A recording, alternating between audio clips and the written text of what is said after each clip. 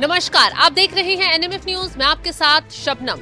Donald Trump ने एक बार फिर बड़ी और घिनौनी हरकत कर डाली है। इस बार डोनाल्ड ट्रंप फिर से भारत पाकिस्तान के बीच जो संघर्ष विराम हुआ उसको लेकर बयानबाजी करते हुए नजर आए।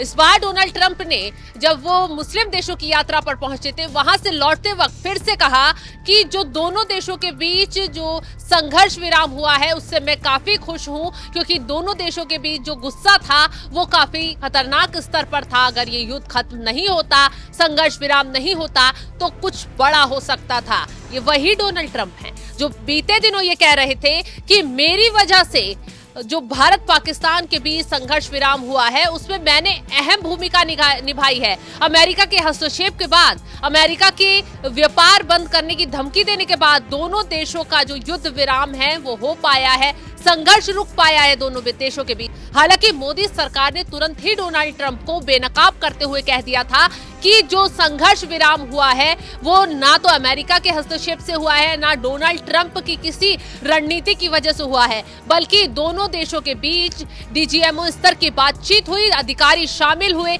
जिसमें सहमति जो है यहाँ सीज फायर की बनी और उसके बाद सीज फायर लागू किया गया, ना कि डोनाल्ड ट्रंप की पहल के बाद। अब समझिए, डोनाल्ड ट्रंप जो इस मामले को लेकर अच्छे बनने की कोशिश कर रहे थे दोनों देशों की तरफ, भारत की तरफ ही चालबाजी खेल रहे थे। भारत की तरफ से आंख दिखाते हुए डोनाल्ड ट्रंप पाकिस्तान को पिछले रास्ते से मदद करने की कोशिश में लगे थे। अब देखिए ना, आईएमएफ से पाकिस्तान को कर्ज दिलवा दिया। ऐसे वक्त पर कर्ज दिलवाया अमेरिका ने आईएमएफ से पाकिस्तान को, जब भारत जो है एक्शन लेते हुए पाकिस्तान के आतंकवादियों को तबाह कर रहा है, पाकिस्तान के आतंक के ठिकानों को मिट्टी में मिला रहा है। बावजूद उसके भी पाकिस्तान जो है कर्ज लेने आईएमएफ के पास गिड़गिड़ाता है और अमेरिका सपोर्ट कर उसे कर्ज भी दिलवा देता है। अब समझिए, इन पैसों का इस्तेमाल कहाँ हो रहा है?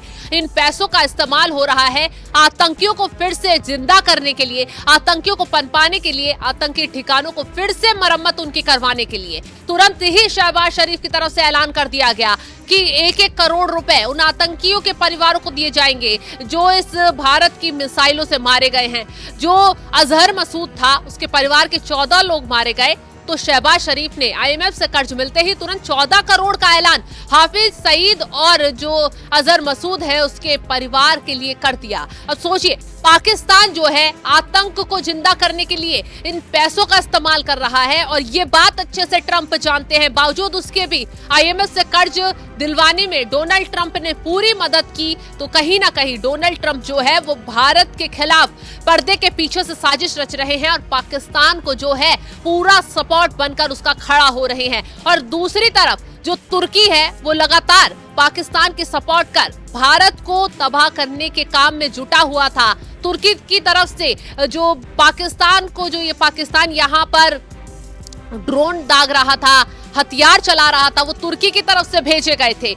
उन ड्रोन तुर्की की तरफ से जो भेजे गए उसको लेकर भारत ने भी खुलासा किया और तुर्की पर भी स्ट्राइक शुरू कर दी। तुर्की पर भी यहाँ पर वार किए जा रहे हैं। उनकी कंपनियों को यहाँ से खदेड़ दिया गया है जो एयरपोर्ट पर तैनात थी। ऐसे में तुर्की से ही डोनाल्ड ट्रंप जो है डील कर लेते हैं। यहाँ हथियारों की डील जो है तुर्की से की जाती है और ऐसी वैसी डील नहीं की जाती।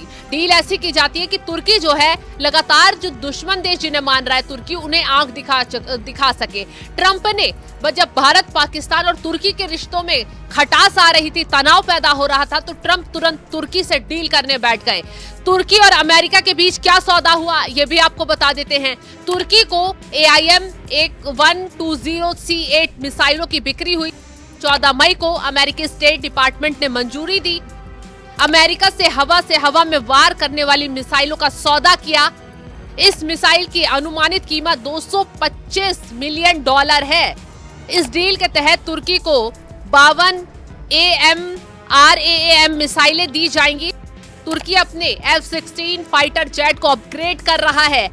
F-16 फाइटर जेट तुर्की की वायुसेना की रीढ़ माना जाता है। मतलब तुर्की को मजबूत करने में लग गया है यहाँ अमेरिका, पूरा सपोर्ट करने में लग गया है अमेरिका, ताकि तुर्की और पाकिस्तान मिलकर भारत को आंख दिखाए। एक तरफ भारत का दोस्त बनते हैं ट्रंप, या हाउडी मोदी और ट्रम्प के लिए कार्यक्रम चलाए जाते हैं और ट्रम्प कहते हैं कि वो मोदी के साथ हैं, मोदी की जो ताकत है, नीति है, उसकी तारीफ करते हैं, अच्छा बनने की कोशिश करते हैं। लेकिन दूसरी तरफ मोदी की यहाँ भारत की पीठ में छुरा घोंपने की पूरी कोशिश करते हैं। अब संघर्ष विराम को लेकर फिर से अच्छे बनने की कोशिश करते हुए ट्रम्प की तरफ से बयान आया और कहा गया, मुझे उम्मीद है कि ये जो संघर्ष विराम हुआ है, सीजफायर हुआ है, लागू रहेगा और मुझे लगता है ये जारी रहेगा। लेकिन भारत और पाकिस्तान को लेकर जो हुआ वह बड़ी सफलता है। अगर आपने दोनों के बीच गुस्से का स्तर देखा होता तो ये अच्छा नहीं होता।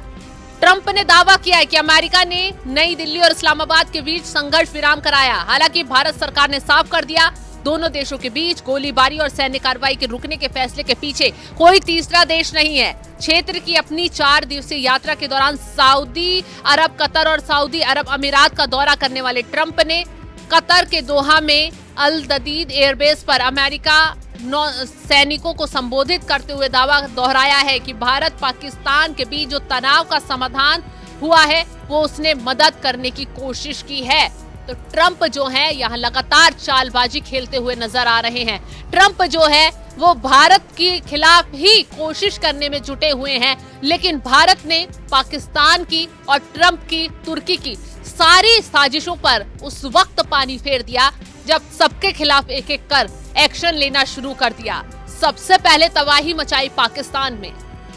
आपने देखा, तमाम तस्वीरें भी देखी और यहाँ की सेना की प्रेस कॉन्फ्रेंस भी देखी, जिसने सबूतों के साथ बताया और दिखाया कि कैसे टारगेट कर पाकिस्तान के आतंक को नस्तनाबूद कर दिया गया, उसके एयरबेस को उड़ा दिया गया।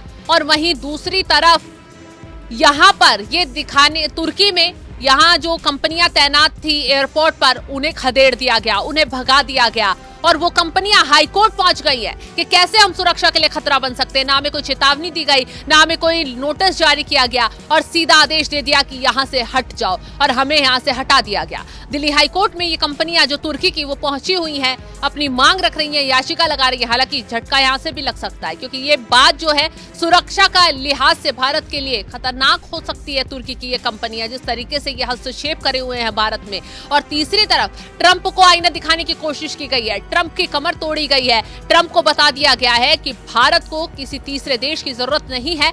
भारत क्या फैसला लेगा, क्या किसके खिलाफ कदम उठाएगा, ये खुद तय करता है। इतनी ताकत भारत यहाँ रखता है। फिलहाल ट्रंप की तरफ से जो अब दूसरा नया बयान आया है और भारत ने उसका जवाब दे दिया है, उसको लेकर आप क्या राय रखते हैं? कमेंट कर अपनी राय जरूर बताएं और तमाम खबरों की अपडेट के लिए आप हमारे साथ जुड़े रहें। नमस्कार।